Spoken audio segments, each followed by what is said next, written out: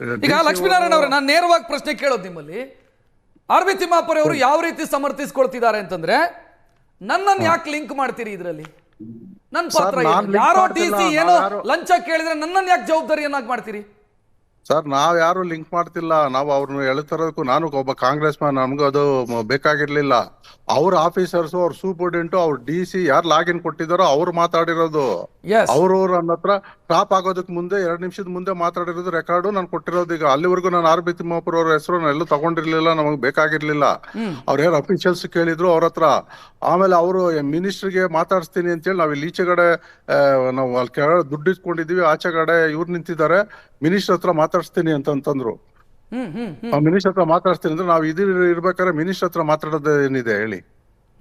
ಈಗ ನಿಮ್ಗೆ ಆಫೀಸರ್ ಏನ್ ಹೇಳಿದ್ರು? ಮಿನಿಸ್ಟ್ರಿಗೆ ಕೊಡ್ಲಿಕ್ಕಿದೆ ಅಂತಾನೆ ಮಾತನಾಡಿರೋದಾ? ಸರ್, ಖಂಡಿತ ಅದು ರೆಕಾರ್ಡಿಂಗು ಎಲ್ಲ ಕೊಟ್ಟಿದ್ದೀನಿ ನೋಡಿ. ಮಿನಿಸ್ಟ್ರಿಗೆ ಮಾತಾಡ್ತೀನಿ ಅಂತಂದ್ರು. ಅಲ್ಲೇ ನಾನೇ ಈಗ ಯಾರು ನೀವು ಮಾತಾಡ್ತೀರಾ, ನಿಮ್ ಕಾಂಟ್ಯಾಕ್ಟ್ ಇದೆಯಾ ಅಂತ ಕೇಳಿದ್ರು. ಇಲ್ಲ ಸರ್, ಅದು ಆಮೇಲೆ ಮಾತಾಡೋಣ ಬಿಡಿ ಅಂತ ಹೇಳಿದಾಗ, ಆಮೇಲೆ ನಾನು ಕೇಳಿದೆ ಮೈಕ್ರೋ ಬ್ರೀವರಿಗೆ ಎಷ್ಟು ಸರ್ ಅಂತಂದೆ. ಅದಕ್ಕೆ 1+ ಅಂತಾರೆ ಅವರು. 1+ ಅಂದ್ರೆ ಎಷ್ಟು ಹೇಳಿ ಅಂತಂದೆ. ಆ ಪ್ಲಸ್ ಗೊತ್ತಾಗಬೇಕಲ್ಲ ಅಂತ ಹೇಳಿದಾಗ ಅವ್ರ ಸೂಪರ್ಡೆಂಟ್ 1.25 ಹೇಳಿದ್ರು. ಏನ್ ಸರ್ ಇವರು ಅವ್ರು 1.25 ಇಲ್ಲ, ನಾನು ನಿಮ್ಗೆ 1:20 ಮಾಡಿಸ್ತೀನಿ ಅಂತ ಅವ್ರು ಹೇಳಿದ್ರು. ರೆಕಾರ್ಡಿಂಗ್ ಎಲ್ಲ ಇದೆ. ಅದಾದ್ಮೇಲೆ ನಾನು ಅವ್ರದ್ದು ಮಾರನೇ ದಿವಸ ಬಂದು ನಾನು ಲೋಕಾಯುಕ್ತಕ್ಕೆ ಇವ್ರ ಮೇಲೆ ಇದು ಕೊಟ್ಟಿದ್ದು. ಅಲ್ಲಿವರೆಗೂ ನಾವು ಅವ್ರ ಹೆಸರು ತಗೊಂಡಿರ್ಲಿಲ್ಲ, ಏನೂ ಇಲ್ಲ. ಈಗ ಎಲ್ಲ ಹೇಳ್ತಿದಾರಲ್ಲ, ಯಾರೋ ಹೇಳಿದ್ರು, ಅವರೇ ಆ ಮಂತ್ರಿ ಹೇಳಿದ್ರು, ಈ ಮಂತ್ರಿ. ನೀವು ಮಂತ್ರಿ ಆದ ಬಂದ್ಮೇಲೆ ನೀವೇನ್ ಮಾಡ್ತಾ ಇದ್ದೀರಾ? ನಿಮ್ಮ ಹೊಣೆಗಾರಿಕೆ ಏನು?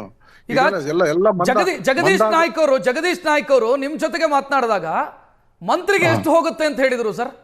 ಸರ್, ಮಂತ್ರಿಗೆ ಮ್ಯಾಕ್ಸಿಮಮ್ ಅಲ್ಲಿಗೆ ಹೋಗುತ್ತೆ. ಮೈಕ್ರೋ ಬ್ರೀವರಿ ಆಗೋದ್ರಿಂದ ಮಂತ್ರಿಗೆ ಅಲ್ಲೇ ಹೋಗುತ್ತೆ ಅಂತ ಹೇಳಿದ್ರು. ಇದು CL9 CL7 ಫೈನಲ್ ಆಗಿತ್ತು. 80 ಲಕ್ಷ ಹೇಳಿದ್ರು, 5 ಲಕ್ಷ ಕಮ್ಮಿ ಮಾಡ್ಕೊಂಡ್ರು. 75ರಲ್ಲಿ 50 ಲಕ್ಷ ಕೇಳಿದ್ರು. 50 ಲಕ್ಷ ನನ್ಗೆ ಬ್ಲಾಕ್ ಮಾಡಕ್ ಆಗ್ಲಿಲ್ಲ. 25 ಲಕ್ಷ ತಗೊಂಬಂದ್ ಕೊಟ್ವಿ. ಅವಾಗ ತಗೊಂಡವಾಗ ಅದು ಕೊಡೋವಾಗ ಇದನ್ನ ಮಾತಾಡಿದ್ದು. ಇದು ಆಲ್ರೆಡಿ ಅವರು ಸೂಪರ್ಡೆಂಟ್ ಮುಂದೆ ಮಾಡಿದ್ರು, ಅವರೇ ಮಾತಾಡಿದ್ದು. ಅವರೇ ಹೇಳಿ ಅವರೇ ಪ್ರಸ್ತಾಪ ಮಾಡಿದ್ದು, ನಿಮ್ಗೆ ನೀವು ಅಲ್ಲೇ ಮಾತಾಡಿ, ನಿಮ್ ಕಾಂಟ್ಯಾಕ್ಟ್ ಇದ್ರೆ ಅಂತ. ಮೇಜರ್ ಶೇರು ಲಂಚದಲ್ಲಿ ಮೇಜರ್ ಶೇರು ಅಬಕಾರಿ ಮಂತ್ರಿಗೆ ಹೋಗುತ್ತೆ ಅಂತಾನೆ ಹೇಳಿದ್ದು. ಹೌದು, ಮೈಕ್ರೋ ಬ್ರೀವರಿ ಆಗಿರೋದ್ರಿಂದ, ಇದು ಮ್ಯಾನುಫ್ಯಾಕ್ಚರ್ ಯೂನಿಟ್ ಆಗಿರೋದ್ರಿಂದ ಅವ್ರಿಗೆ ಮ್ಯಾಕ್ಸಿಮಮ್ ಮೇಜರ್ ಅಮೌಂಟ್ ಹೋಗುತ್ತೆ. ಅದಕ್ಕೆ ನೀವೇ ಮಾತಾಡ್ತೀರಿ. ಇಲ್ಲ ಸರ್, ಆಮೇಲೆ ಮಾತಾಡೋಣ ಬಿಡಿ, ನನಗೇನು ನಾನು ಹೇಳ್ಕೊಳಕ್ ಹೋಗ್ಲಿಲ್ಲ ಅವ್ರ ಹತ್ರ. ಆಮೇಲೆ ಮಾತಾಡೋಣ ಬಿಡಿ, ನಾನು ಯಾರಿಗೆ ಮಾತಾಡ್ಬೇಕು ನಂಬರ್ ಕೊಡ್ತೀನಿ ಅಂತ ಹೇಳಿದ್ರು ಅವರು. ಅವ್ರು ಇದೇ ಮಾತಾಡ್ತಾರೆ, ನಿಮ್ಗೆ ನಂಬರ್ ಕೊಡ್ತೀನಿ, ಮಾತಾಡಂಗಿದ್ರೆ ಮಾತಾಡಿ ಅಂತ. ಅಲ್ಲಿ ನಾವು ಲೋಕಾಯುಕ್ತರ ಆಚೆ ಇದ್ದಾರೆ, ಇಲ್ಲಿದ್ದಾರೆ, ಏನ್ ಮಾತಾಡೋದು ಹೇಳಿ? ಅವ್ರ ಇದೆಲ್ಲ ಮಾಡ್ತಾ ಇದಾರೆ, ನನ್ನ ಟಿಗರ್ ಮಾಡ್ತಿದ್ದಾರೆ. ಮಾಡ್ಲಿ, ಈಗೆಲ್ಲ ನಂದು ದಾಖಲೆ ಸರಿ ಇಲ್ಲ ಅಂತ ಎಲ್ಲ ಏನ್ ನಂದು ಏನಿದೆ ಎಲ್ಲ ಕೊಡ್ತೀನಿ. ನಾನು ಕೊಟ್ಟಿದ್ದ ದಾಖಲೆ ಯಾವ್ದು ವೆರಿಫೈ ಮಾಡಿದ್ದಾರೆ ಅವ್ರು ಗೊತ್ತಾಗಿದೆ ನನಗೆ.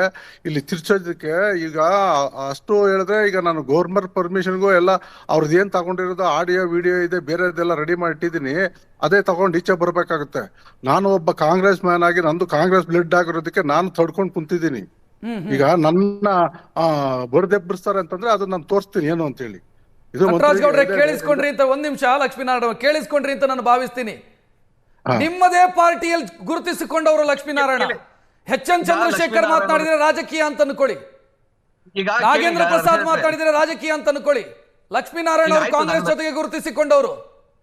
ಇಲ್ಲ, ಲಕ್ಷ್ಮೀನಾರಾಯಣ ಅವರು ಒಂದು ಒಳ್ಳೆ ಕೆಲಸ ಮಾಡಿದ್ದಾರೆ, ತೊಂದರೆ ಇಲ್ಲ. ಅಧಿಕಾರಿಗಳು ಯಾರ್ಗ ಅವರೇ ಹೇಳಿದ್ರು, ಯಾವ್ದು ಮಂತ್ರಿನ ಅವ್ರೇನ್ ಕಮ್ಯುನಿಕೇಟ್ ಮಾಡಿಲ್ಲ, ಮಂತ್ರಿತ್ವ ಅವ್ರು ಹೋಗಿಲ್ಲ, ಮಂತ್ರಿ ಇಲ್ಲ ಅವ್ರು ತಗೊಂಡಿಲ್ಲ, ಮಂತ್ರಿ ಅವ್ರು ದುಡ್ಡು ತಗೊಂಡಿಲ್ಲ, ಅಧಿಕಾರಿ ಹೇಳಿದಾನೆ ಅನ್ನೋ ಕಾರಣಕ್ಕಾಗಿ ಮಂತ್ರಿಗಳನ್ನ ಇದಕ್ಕೆ ಟ್ಯಾಗ್ ಮಾಡೋದು ತಪ್ಪು. ಒಂದು. ಎರಡನೇದು, ಖಂಡಿತವಾಗಿ ಅವ್ರಿಗೆ ಇನ್ನೂ ಲಕ್ಷ್ಮೀನಾರಾಯಣ ಅವ್ರಿಗೆ ಇನ್ನೂ ದಾಖಲಾತಿಗಳು ಇದ್ರೆ ಲೋಕಾಯುಕ್ತ ಕೊಟ್ಟು ಇದನ್ನ ಕೇಸ್ ಮಾಡಿ ಮುಂದುವರಿಸಲಿ. ಯಾಕಂದ್ರೆ ಸರ್, ಮಂತ್ರಿ ಹೆಸರಲ್ಲಿ ಅಧಿಕಾರಿಯೊಬ್ಬ ಡೀಲ್ ಮಾಡ್ತಾನೆ ಅಂತಂದ್ರೆ ಮಂತ್ರಿಗೆ ಲಿಂಕ್ ಮಾಡಬೇಡಿ ಅಂತಂದ್ರೆ ಲಾಜಿಕ್ ಸರಿ ಇಲ್ವಲ್ಲ ಇದು? ಈಗ ಯಾರೋ ಎಂಕಸಿನ ನಾನು ಡೀಲ್ ಮಾಡಿರೋದಲ್ಲ ರೀ, ಇದು ಒಬ್ಬ DC ಅಬಕಾರಿ DC ಡೀಲ್ ಮಾಡಿರೋದು. ಯಾರೋ ಎಂಕಸಿನ ನಾನು ದಾರಿಯಲ್ಲಿ ಹೋಗೋ ಡೀಲ್ ಮಾಡಿದ್ರೆ ನಾನು ಲಿಂಕ್ ಮಾಡ್ತಾ ಇರಲಿಲ್ಲ ಮಂತ್ರಿಗೆ. ಈಗ ಅವ್ರ ಹೆಸರು ತಗೊಂಡ ಮಾತ್ರಕ್ಕೆ ಮಂತ್ರಿದ ಪಾತ್ರ ಇದೆ ಅಂತ ಹೇಳಲಿಕ್ಕೆ ಸಾಧ್ಯ ಆಗೋದಿಲ್ಲ. ಅವರು ಕೇವಲ ನಾನು ಮಂತ್ರಿಗೆ ಕೊಡ್ಬೇಕು ಅಥವಾ ನಾನು ಇನ್ನೊಬ್ರಿಗೆ ಯಾರಿಗೂ ಕೊಡ್ಬೇಕು ಅಂತ ಹೇಳಿ ಹಣ ತಗೊಂಡ್ರೆ ಅದು ಮಂತ್ರಿಗೆ ಕೊಟ್ಟಿದ್ದಾರಾ? ನಿಮ್ಗೆ ಗೊತ್ತ, ನಿಮ್ಮ ಸಾಕ್ಷ್ಯ ಇದೆಯಾ? ಯಾರ್ದೋ ಸಾಕ್ಷ್ಯ ಇದೆಯಾ? ಸಾಕ್ಷ್ಯ ಇದ್ರೆ ಕೊಟ್ಬಿಟ್ಟು ಬಹಳ ದುರ್ಬಲ ಸಮರ್ಥನೆ ನಟರಾಜ್ ಗೌಡ್ರೆ, ಇದು ಬಹಳ ದುರ್ಬಲ ಸಮರ್ಥನೆ. ನೀವು ವಿರೋಧ ಪಕ್ಷದಲ್ಲಿದ್ದಾಗ ಈ ರೀತಿ ಇರ್ಲಿಲ್ಲ ನಿಮ್ದು, ಅದನ್ನ ಹೇಳಿದ್ರು HN ಚಂದ್ರಶೇಖರ್. ಈಗ ಕೇಳಿ, ಇನ್ವೆಸ್ಟಿಗೇಷನ್ ಎದುರಿಸಿ ರಿಸೈನ್ ಕೊಡಿ, ಇನ್ವೆಸ್ಟಿಗೇಷನ್ ಎದುರಿಸಿ ಕ್ಲಿಯರ್ ಆದ್ರೆ ಆನಂತರ ಮಂತ್ರಿ ಆಗಿ ಅಂತ ಹೇಳಿದವ್ರು ನೀವು. ಇಲ್ಲ ನೋಡಿ, ಸುಮ್ನೆ ಸುಮ್ನೆ ಸುಳ್ಳು ಹೇಳಿ ಬರೀ ಹೇಳಿಕೆಗಳಿಗೆ ಬರೀ ಆರೋಪಗಳಿಗೆ ಮಂತ್ರಿ ರಾಜೀನಾಮೆ ಕೊಡೋ ಅಗತ್ಯ ಇಲ್ಲ. ಯಾರು ಟ್ರಾಪ್ ಆಗಿದ್ದಾರೆ ಅಧಿಕಾರಿನ ಉಳಿಸಬೇಕಾದ್ದು ಅಥವಾ ಆ ತರದ ಯಾವ ರೀತಿಯ ಪ್ರಮೇಯನೂ ಇಲ್ಲ. FSL ಕಳಿಸೋದಕ್ಕೂ ಆಗಿಲ್ವಲ್ಲ ಸರ್ಕಾರಕ್ಕೆ, ಯಾಕದು? ಏನ್ ಹೇಳಿ? ಆಡಿಯೋನ FSL ಕಳಿಸೋದಕ್ಕೂ ಆಗಲ್ವಲ್ಲ ಸರ್ಕಾರಕ್ಕೆ, ಯಾಕೆ? ಸತ್ಯಾಸತ್ಯತೆ ಯಾರು ಪರಿಶೀಲನೆ ಮಾಡಬೇಕು? ಕೇಳಿ, ಇವಾಗ ಅರೆಸ್ಟ್ ಅದನ್ನು ಸತ್ಯಾಸತ್ಯತೆ ಪರಿಶೀಲನೆ ಮಾಡಬೇಕಾ? ಅದಕ್ಕೊಂದು ಭಾಗ ಬರುತ್ತೆ. ಎಲ್ಲ ಯಾವುದೇ ಆಡಿಯೋ ವಿಡಿಯೋ ಅಥವಾ ಬೇರೆ ಯಾವುದೇ ಸಾಕ್ಷ್ಯಗಳಿದ್ರು ಕೂಡ ತನಿಖಾಧಿಕಾರಿಗಳಿಗೆ ಏನ್ FIR ಆಗಿದೆ, ಈಗ ಏನ್ ಅರೆಸ್ಟ್ ಆಗಿದ್ದಾರೆ ಅದ್ರ ಮೇಲೆ ತನಿಖೆ ಮಾಡ್ಬೇಕಾದ್ರೆ ವಿಸ್ತೃತವಾಗಿ ತನಿಖೆ ಮಾಡ್ತಾರೆ. ಅಗತ್ಯವಿದ್ರೆ ದುರ್ಬಲ ಕೇಸಿಗೆ ವಕಾಲತ್ತು ಹಾಕ್ತಾ ಇದೀರಿ ನೀವು, ಬಹಳ ದುರ್ಬಲ ಕೇಸಿಗೆ ವಕಾಲತ್ತು ಹಾಕ್ತಾ ಇದೀರಿ. ನೋಡಿ, ಯಾರು ತಪ್ಪು ಮಾಡಿದ್ದಾರೆ ಅವ್ರ ಪರವಾಗಿ ಯಾವ ವಕಾಲತ್ತು ಇಲ್ಲ ನಮ್ದು. ಯಾರು ತಪ್ಪು ಮಾಡಿದ್ದಾರೆ ಅವ್ರು ಜೈಲ್ಗೆ ಹೋಗ್ತಾರೆ, ಯಾರು ತಪ್ಪು ಮಾಡಿದ್ದಾರೆ ಅವ್ರ ತನಿಖೆ ಆಗ್ತದೆ, ಯಾರು ತಪ್ಪು ಮಾಡಿದ್ದಾರೆ ಅವ್ರ ಶಿಕ್ಷೆ ಆಗುತ್ತೆ.